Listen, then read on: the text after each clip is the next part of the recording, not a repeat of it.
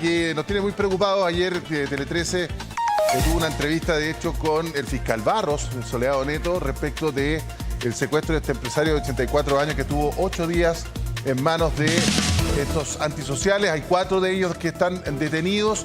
La verdad no se sabe cuántas personas más hay de interés. Algunos hablan de 10, otros hablan de 5.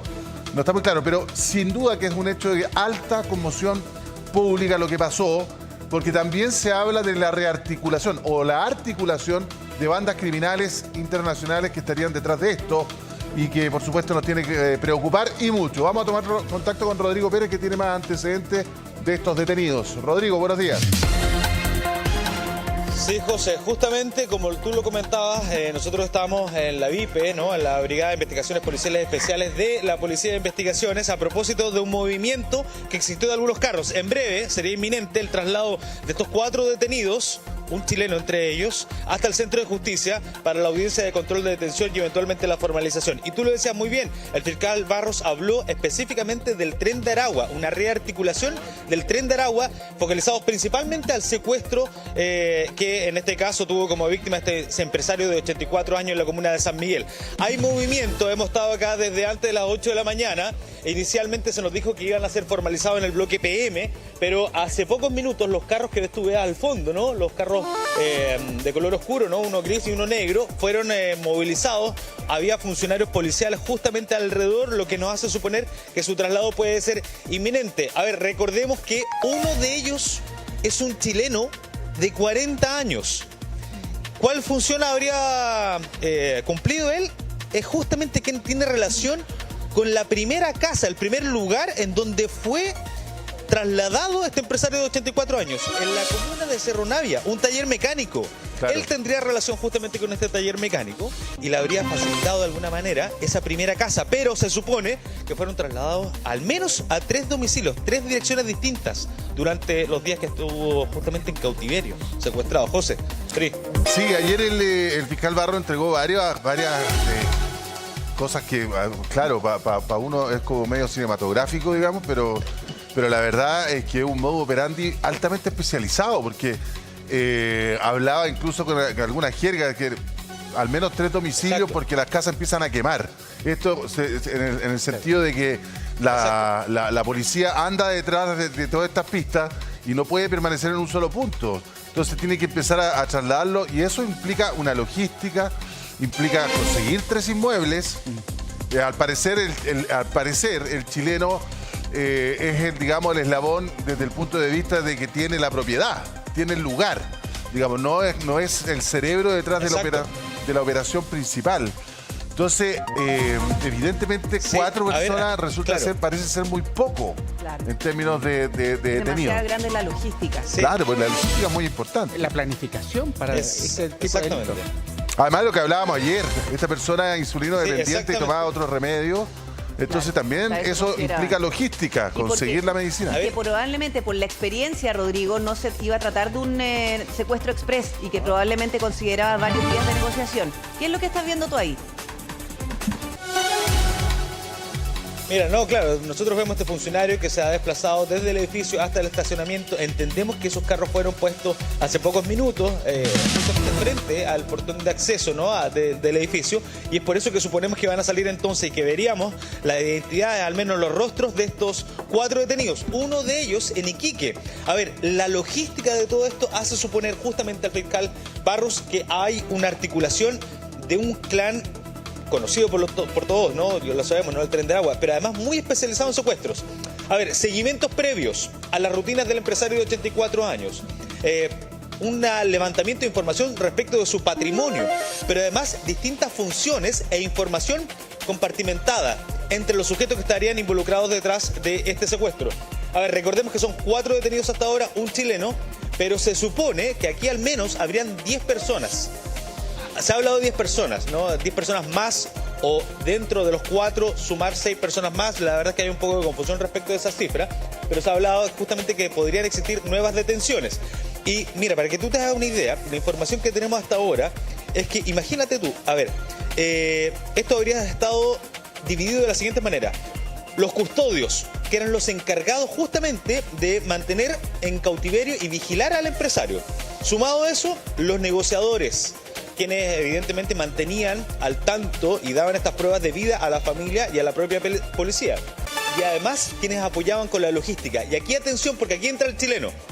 ¿Qué es lo que dice el fiscal Barros? Como estos clanes son extranjeros y no tienen arraigo nacional, necesitan de un apoyo interno, nacional, con casas de seguridad, que aquí sabemos que al menos son 3, ¿no? La de Cerro Navia, un taller mecánico, y al menos otras 2 más debiesen estar dentro de la ruta, en donde fueron desplazados justamente los delincuentes, estos secuestradores, en conjunto con el empresario de 84 años. Y bueno, y toda la tarea de negociador, ¿no? Entendemos que había una persona en específica que estaba negociando las sumas de dinero. Y aquí te doy el pase inmediatamente. Resulta que informándose ellos todos los días sobre esta noticia en desarrollo, iban levantando más información sobre el patrimonio y habrían estado incluso elevando las exigencias económicas al grupo negociador de la policía. ¿Sabes lo que pasa, Rodrigo? ¿Cómo plantear esto para que suene bien? El trabajo nuestro, de los medios de comunicación, es informar, evidentemente, y nosotros tenemos la misión de darle a conocer a usted en su casa que efectivamente están pasando estas cosas o que está pasando algo, que es una noticia en desarrollo. Claro, y nosotros tratamos de ser súper responsables, lo hemos dicho acá en este programa cuando ocurrió el mismo día del secuestro, dijimos que tratamos de ser súper responsables desde el punto de vista de no entregar antecedentes que son propios de un delito tan delicado porque hay una vida que está en juego. Pero lamentablemente yo no sé si todos los medios de comunicación de repente tienen el control, porque empieza a ver, decir, no, que este señor hace esto, tiene esto otro, tiene esto otro. Entonces el delincuente que pensaba que el señor tenía solo una ferretería, ahora se da cuenta que tiene caballo fina sangre, se especuló, que quedó descartado, que el señor parece que se empezó a especular de que trabajaba haciendo préstamos informales, digamos. No, eso quedó archi zanjado por el propio fiscal Barro, él no se dedica a eso. Entonces, cada vez que nosotros, en nuestro ánimo de informar, también le estamos informando a los delincuentes del patrimonio. Es una paradoja. Es una paradoja. Entonces, pucha que, como no estamos también, yo quiero aquí exculpar de repente desde el punto de vista de que no somos expertos en manejar este tipo de delitos, porque la verdad que no es habitual. Muchas veces podemos cometer desaciertos informativos. Y en ese sentido también que esto sea un aprendizaje para todos.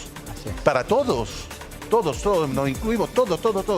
Porque efectivamente podemos estar atornillando al revés. José. Sin quererlo, obviamente. Rodrigo. Sí, José, a ver, mira, te doy otro dato. ¿Qué es lo que ocurre? Que durante todas estas comunicaciones, recordemos que habían al menos 2 comunicaciones diarias, ¿no? Para reportar el estado de salud y evidentemente que estaban suministrándole la insulina a este empresario de 84 años. Durante todas estas comunicaciones hubo un detalle que a la policía le llamó la atención. Que habían números telefónicos con código colombiano. Y fue en ese momento entonces en donde se tomó contacto con la policía colombiana para comenzar a rastrear estos números telefónicos. La duración de las llamadas, la geolocalización y la identificación de estos números telefónicos en conjunto con la policía colombiana es lo que ayuda a llegar a este lugar en Cerro Navia, un taller mecánico. En ese lugar al menos son detenidos, yo te lo decía, ¿no? Este ciudadano chileno, 40 años, en ese lugar, y además en la misma comuna estos 2 ciudadanos venezolanos, ¿no? No sabemos si en la misma propiedad, pero sí en la misma comuna. Sumado a eso, otra persona, ¿no? Un ciudadano venezolano también en la ciudad de Iquique, trasladado entonces, y todos estarían justamente dentro de la unidad de la VIPE, de la Brigada de Investigaciones Policiales Especiales de la Policía de Investigaciones, y en breve serían trasladados entonces hasta el Centro de Justicia para ser formalizados. Ahora, ¿qué es lo que ocurre? Que probablemente, y esto al menos nos ha informado la autoridad, van a existir otras capturas, otras detenciones, porque esto no ha terminado acá. Esto comenzó justamente con estas 4 detenciones, pero entendemos que se trata de una célula importante, muy profesional por lo demás, que incluso al observar las edades de los sujetos involucrados, los primeros detenidos, ya le habla de una gran capacidad de organización a propósito de su experiencia. Entre 30 y 40 años, no es muy habitual, lo decía el propio fiscal Barros, generalmente los secuestros son protagonizados por personajes incluso más jóvenes.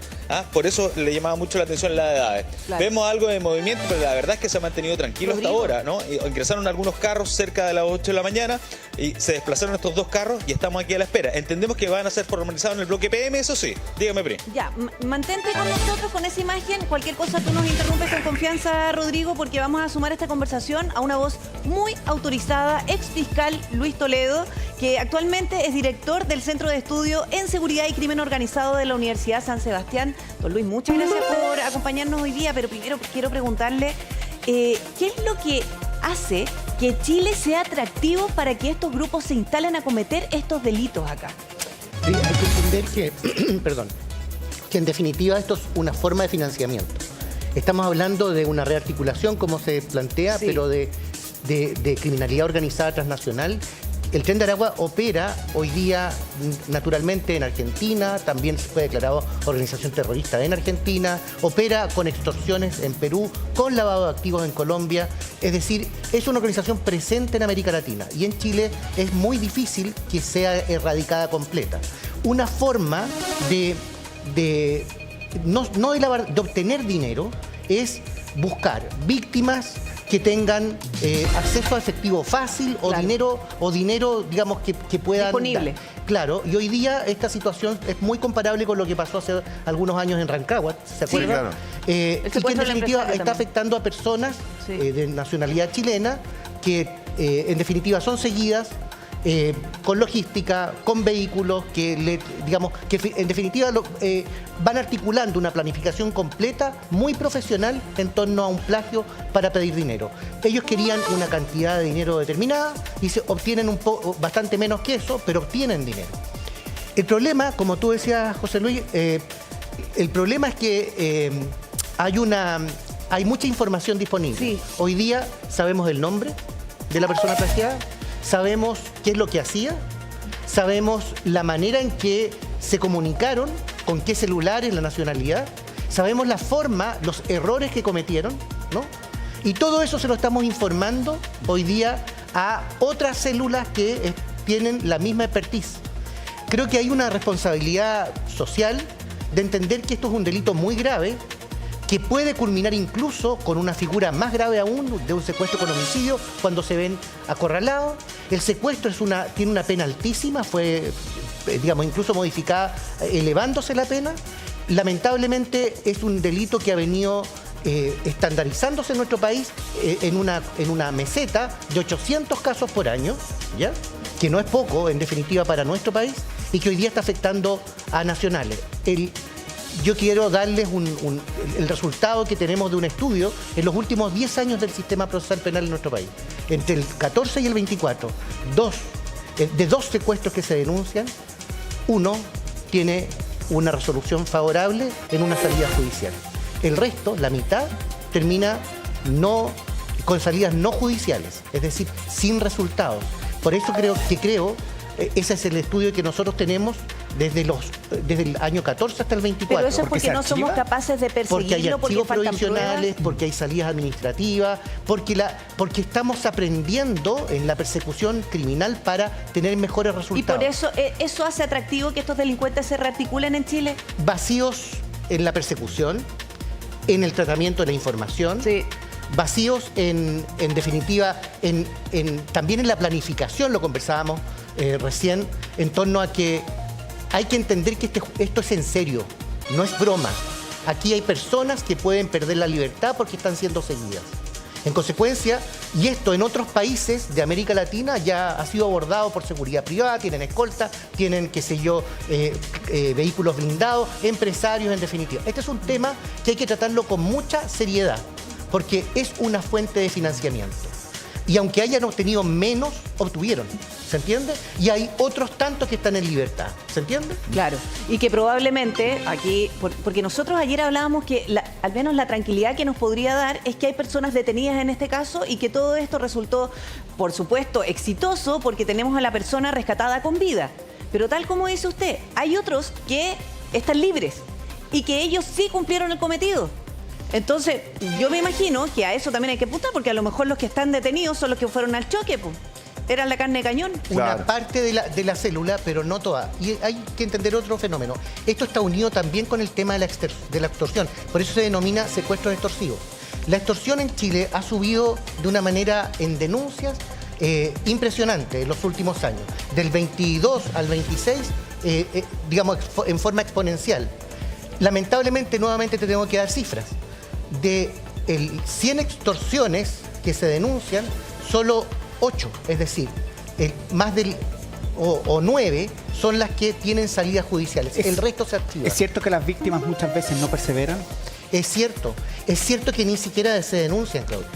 Es decir, que hay muchas víctimas que hoy día están sufriendo extorsión, que ni siquiera por un tema de temor, cuando el precio es más barato y se puede pagar, prefieren pagarlo. Por un tema de que hay vinculaciones con temas sexuales, con temas de páginas sexuales, extorsiones que no quieren contar su vida privada, en fin, pero que están en un mercado. La extorsión en su amplio concepto, desde, por ejemplo, el tema de, como dice usted, las páginas sexuales o al almacenero que le están pidiendo una cuota. En su amplio concepto. O sea, en su amplio concepto. O entre bandas criminales. Hola, buenos días, perdón. Buenos días. O entre bandas criminales, que ese es algo que también es la cifra negra, que entre bandas criminales siguen secuestrándose, entre bandas de narcotraficantes, y siguen ellos obteniendo recursos, Claro. dinero en efectivo. Abogado, básicamente. don Luis, le quería preguntar lo siguiente. En este tipo de cosas, ¿uno puede separar la paja del trigo? ¿A qué voy? Porque una cosa es que lo que hemos visto muchas veces es que las bandas criminales, voy al secuestro, las bandas criminales se secuestran entre ellos por una lucha de territorio, por plata, o porque quiero quitarte la droga, o porque quiero quitarte el negocio. Y ese, no digo que no sea grave, pero es una lucha entre ellos, como una lucha fratricida que al ciudadano común, yo le digo en serio, si las bandas criminales se quieren matar entre ellos, a mí, maní. A mí lo que me importa es que no quede la gente inocente, honrada, que entre medio, digamos. Pero bueno, dicho eso, también está el secuestro de estos, en un universo de casos, me imagino que está el caso de violencia intrafamiliar, donde, voy a poner un ejemplo, papá se lleva al niño, no lo devuelve, y nadie sabe dónde está, y aparece después, qué sé yo, hay otro, puede ser un secuestro que, no sé, deje encerrada, no digo que no sea grave, por favor, pero otra cosa es este tipo de secuestro. Porque por eso le pregunto, cuando usted habla de secuestro, ¿mete todo en ese universo o estamos hablando de esa cifra de secuestro que usted da? ¿Tiene que ver necesariamente con células que se concertan para hacer este tipo de secuestros sofisticados a gente que tiene patrimonio, que tiene, como dice acá un experto en el diario, patrimonio visible, rutinas predecibles y vulnerabilidad? Así es. No. Se refiere a todo el volumen de secuestro, a todas las denuncias por secuestro. ¿Qué pasa con estos secuestros? La Fiscalía ECO nace justamente dentro de un programa para diferenciar un contexto de criminalidad organizada, vinculada con homicidios principalmente, pero se hace cargo también de este tipo de delitos de secuestro extorsivo cuando están conectados por crimen criminalidad. organizado. Claro. Pero eso es porque tiene ciertas características. No todos los secuestros, y tú tienes razón, que se denuncian están vinculados con criminalidad organizada.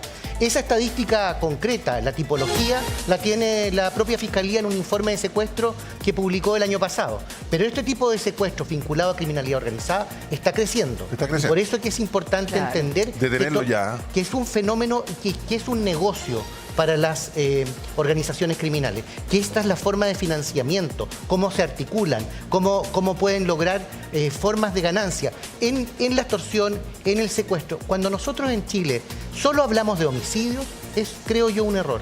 Porque si no entendemos completo el fenómeno de la criminalidad organizada, incorporando ciertos delitos e incluso el tráfico de personas, la trata con fines de carácter sexual. Con la explotación también. De explotación, yo creo que no podemos comprenderlo. Hay que medir el termómetro completo, no solamente en una categoría delictual. Mira, vamos a volver con Rodrigo Pérez para que nos cuente qué es lo que está pasando ahí en la VIP, Rodrigo.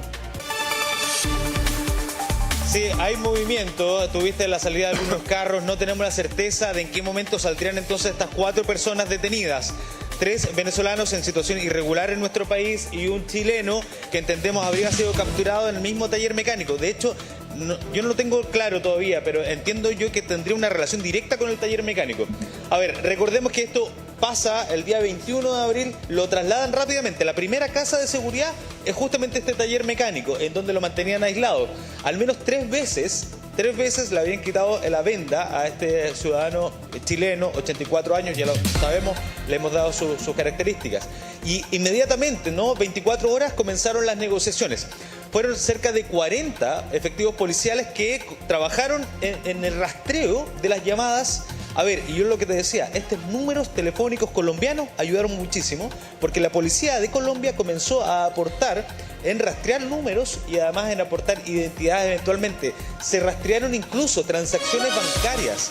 A ver, se siguió la ruta del dinero también, porque entendemos que eso también ayudó a la policía a poder determinar dónde estaban. Sabemos que las otras casas de seguridad habrían estado en el sector norte de la región metropolitana. Incluso se habló, esto lo descartó luego el fiscal Barros, pero de todas maneras se lo voy a comentar, que podría haber estado incluso algunas horas fuera de Santiago, fuera de la región metropolitana, en esta suerte de traslado. ¿Para qué? Tú lo decías bien, José, ¿no? Para no quemar los puntos, ¿no? Las casas de seguridad. Claro. Con esto, estirar el tiempo de negociación, ir despistando evidentemente, y un grupo importante de personas, al menos en 3 capas. Uno, los captores, también los que hicieron todo el análisis previo, los seguimientos los días previos, y además de eso, quienes lo mantuvieron en cautiverio, que son personas distintas. Claro. Quienes lo estaban vigilando. Y un negociador al menos un negociador. Mira, hay una imagen que entiendo... ¿Hay un movimiento? A ver. A ver, hay un movimiento. Están saliendo justamente de esta suerte de escalera. Ahí vemos que sale un funcionario de la Policía de Investigaciones, 2 más. A ver, yo veo principalmente aquí funcionarios de la Policía de Investigaciones que Sí, se están mantengamos esa imagen. probablemente a estos carros que habían estado en movimiento. No sabemos si es que van a sacar entonces a las 4 personas que han sido detenidas, Sí, que han sido los deberían informadas sacar durante ahora, las Rodrigo. últimas horas, José, pero entendemos que ese movimiento, claro, podría corresponder al traslado desde este punto hasta el Centro de Justicia. Dígame. No, lo que pasa es que, a ver, si estamos hablando, usted ve el traslado del Centro de Justicia, cómo lo están trasladando, cómo están vestidos esos funcionarios, el despliegue de los funcionarios de la Policía de Investigaciones. Usted se puede dar cuenta de la peligrosidad de los individuos que se están llevando. O sea, si son miembros del Tren de Aragua, como se cree, digamos, evidentemente la seguridad tiene que ser al máximo. Es que nos tenemos que empezar a tomar en serio este tipo de fenómenos. Sí. Sí, puede ser muy peligroso. O sea, ese cada traslado es Rodrigo. un riesgo. Obvio. Sin duda. Rodrigo. Exactamente, porque estamos hablando, a ver, de células del crimen organizado. A ver, el fiscal Barros no tuvo ninguna duda al señalar justamente que se trata de eso. La cantidad de información recopilada en estas 180 horas de trabajo policial le dan hoy día la certeza de una rearticulación del Tren de Aragua. Él habla en específico del Tren de Aragua, rearticulado para justamente este tipo de labores de secuestros, ya no entre bandas rivales, ya no por control territorial, sino que directamente a un empresario, un ciudadano, que nada tiene que ver justamente con el mundo delictual, simplemente motivados por el patrimonio, la capacidad de pago y capacidad de pago rápida, ¿no? Que es finalmente eso lo que generó entonces este secuestro el día 21 de abril. Tú lo sabes, durante la tarde, 6 de la tarde, y bueno, aparece él en la comuna de Colina, luego de un llamado telefónico, además por una quema de un vehículo. Mira, entiendo que nosotros, mientras estoy observando lo demás, ¿no? El movimiento dentro del cuartel policial, entiendo que tenemos una imagen exclusiva sobre el vehículo que fue quemado. ¿Te acuerdas tú que la vez que ayer estuvo en esa zona? Entiendo que tenemos una imagen exclusiva sobre ese vehículo. Quiero que la compartamos y que la revisemos juntos. Ahí está. José. Ahí estamos viendo el vehículo blanco, efectivamente, de la misma característica. Viene otro detrás también, pareciera como que estuviera escoltando, un tercero también. Estos son todos son todos vehículos de interés en este caso, porque evidentemente si lo abandonaron en el auto blanco y lo quemaron, obviamente esas personas que estaban en el auto blanco que lo llevaron hasta allá se tuvieron que trasladar de otra manera. No estamos hablando del lugar de la capital que tiene mucho tráfico a esa hora también. O sea, estamos hablando de vehículos que pasaron por ahí que son fácilmente identificables. Sí, y nosotros lo comentábamos ayer, Rodrigo, en la ruta donde fue encontrado este auto quemado, tenía 2 accesos bien importantes y ahí se hizo todo el rastreo. Ya sabíamos desde un principio que se estaban revisando esas cámaras y que había precisamente mucha evidencia del paso de estos vehículos para poder llegar a ese camino. En alguna parte iba a quedar registro. Bueno, aquí estamos viendo uno de esos. Ahora, ayer el fiscal, Exactamente. Rodrigo, es que ayer el fiscal Barros también dio luces de que acá no es como a la antigua. Y a ver si usted nos puede explicar un poco eso, Luis, porque esto ya no es como que, déjame la bolsa de dinero en tal lado y ¿En la plaza? de ahí yo te Exacto. suelto. No. Y que seguro que le ponían tinta para identificar el dinero.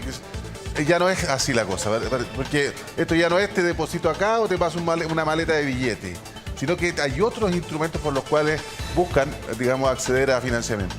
Absolutamente. De hecho, la forma de pago puede ser muy distinta, ni siquiera en efectivo, puede ser a través de transferencias extranjeras, criptomonedas, por ejemplo. Aquí hay un tema que tiene que ver con logística, de hecho ya la información está, voy a repetirla, que tiene que ver con chip colombiano. Por alguna razón eso es, digamos, no es posible rastrear dentro del país y entonces es necesario coordinarse con coordinación internacional de otra fiscalía. Básicamente es un secuestro muy estudiado, una logística estudiada, pero también una planificación. El hecho que existan varios domicilios también forma parte de esta planificación. Secuestraron a una persona que era insulino dependiente, le proveyeron de insulina. De hecho, hay antecedentes que, reitero, están en la prensa. Sí. Estoy leyendo que en el taller mecánico habían antecedentes en relación con esa provisión de insulina. Por lo tanto, claramente estamos hablando de personas que estudiaron su objetivo, su blanco. En segundo lugar, lo siguieron. Sabían que ese día andaba solo y decidieron ejecutarlo de esa manera. Y le fue, dentro de todo, bien. ¿Te fijas? Porque estamos hablando de 4 personas detenidas en una investigación en curso y que te aseguro que son muchas más personas las involucradas. Ya, y ahí le quiero hacer una pregunta. Rodrigo, interrúmpenos tú en cualquier minuto. Estamos con la imagen en vivo y parece que ya están posicionando Sí, los estamos vehículos. atentos acá. Sí, le quiero hacer una pregunta exfiscal, porque resulta que, a diferencia de los delincuentes comunes, habitualmente cuando hay una banda de delincuentes que es sorprendido y detienen, por ejemplo, de 5 detienen a uno, generalmente las policías dicen, no, ya tenemos un detenido, vamos a llegar a los otros. ¿Por qué se buscan los familiares, los amigos? Ahí ya estamos viendo la baliza encendida con la puerta abierta, Rodrigo. Por eso te digo que me interrumpas en cualquier Exacto. minuto. Pero resulta que en este caso, si es que actúan en células, independientemente que yo tenga 1, 2, 4 detenidos, es probable que ellos no tengan ningún vínculo con el mandamás. Entonces es muy distinto, es muy difícil tirar el hilo en el crimen organizado. Es que es una forma de ejecutar los crímenes, que es compartimentar la información. Que otros no sepan sepan solamente lo que deben hacer, pero no sepan ni para qué ni qué sirve. Los que siguieron, por ejemplo, seguramente no tienen una participación y saben de algunos, de los que quizás participaron en el plagio, pero no saben de los financistas, quién lo está recibiendo en Colombia, en fin. Forma parte de eso. Pero yo confío en la naturaleza investigativa. De hecho, lo demostró el fiscal Barros con el caso del teniente Ojeda, ¿no? Esto es un tema de tiempos. Se puede ir encontrando las personas que están involucradas, pero requiere una investigación larga y seguramente esperamos que esto avance. Porque te aseguro nuevamente que quienes fueron encontrados son parte de esta organización. El secuestro extorsivo, lamentablemente, en nuestro país, esto demuestra que ya está. Y reitero, cuando les dije que esto hay que tomárselo en serio, es porque efectivamente ¿Cómo lo es una tomamos? amenaza para la seguridad. ¿Cómo lo tomamos?